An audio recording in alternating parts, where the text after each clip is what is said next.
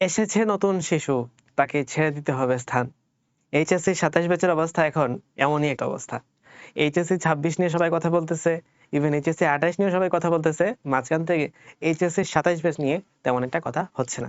কেন হচ্ছে না? কারণ এইচএসসি ২৭ এমন একটা স্টেজে আছে যে তাদের ইয়ার ফাইনালের আগ মুহূর্তে এখন আসলে তাদের নিয়ে আলোচনা করাটা খুব একটা বেশি প্রফিটেবল হয়তো না। কিন্তু তুমি যদি এইচএসসি ২৭ ব্যাচের শিক্ষার্থী হয়ে থাকো, এই মুহূর্তে তুমি যে কনফিউশনে পড়বা সেটা হলো, ভাই আমার পক্ষে কি আমি এই মুহূর্তে হয়তো অনেক পিছায় আছি, আমার ব্যাচমেটরা অনেক আগে গেছে, অনেকে তো অ্যাডভান্স হয়ে গেছে। তো আমি কি চাইলে এখন নিজেকে এই অবস্থান থেকে একদম টপ মোস্ট লেভেলে নিয়ে যেতে পারবো কিনা, সেই পসিবিলিটি আমার পক্ষে আছে কিনা? আমি বলবো অবভিয়াসলি আছে, কিন্তু এতদিন তুমি যেরকম ভাবে পড়ে গেছো ওরকম ভাবে পড়লে নাই।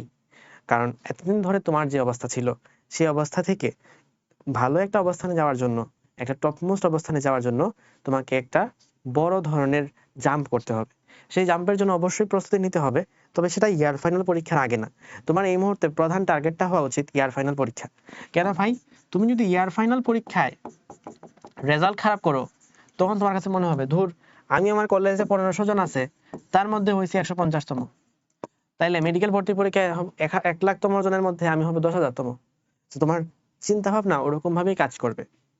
এই জন্য তোমার টার্গেটটা থাকবে যে আচ্ছা, এই ১৫০তম কিন্তু এনডিসি ১৫০ না। এনডিসি ১৫০তম হইলে ভাই অনেক ভালো পজিশনে আছো। যাই হোক, আমি নরমাল কলেজগুলোর ক্ষেত্রে বুঝাইলাম। তো এখন যদি তুমি এরকম একটা পজিশনে থাকো যে না, আমি হচ্ছে আমার কলেজে খুব একটা ভালো পজিশনে নাই, তখন কিন্তু তোমার মধ্যে একটা গিল্টি ফিল কাজ করবে যে না, আমি তো ভালো রেজাল্ট করতে পারি নাই। সো এই মুহূর্তে তোমার টপ মোস্ট প্রায়োরিটি হওয়া উচিত ইয়ার ফাইনাল পরীক্ষায়। তুমি যদি তোমার ইয়ার ফাইনাল পরীক্ষায় টপ রেজাল্ট করতে পারো, তখন মনে হবে যে না, আমি তো আমার কলেজে ভালো রেজাল্ট করছি, এবার আমি দেশে ভালো রেজাল্ট করতে চাই। সো এই পরিস্থিতিটা, এই অর্জনটা তোমার পক্ষে নিয়ে আসা পসিবল হবে বা কনফিডেন্স অর্জন হবে যদি ইয়ার ফাইনালে ভালো একটা রেজাল্ট করতে পারো। সো এই মুহূর্তে প্রধান ফোকাস দিবা ইয়ার ফাইনাল পরীক্ষায়, এবং ইয়ার ফাইনাল নিয়ে আমি তোমাদের জন্য বিস্তারিত গাইডলাইন আনতেছি। তার আগে তোমরা এই ভিডিওর কমেন্ট বক্সে জানাবা যে তোমাদের ইয়ার ফাইনাল পরীক্ষার সিলেবাসটা কি।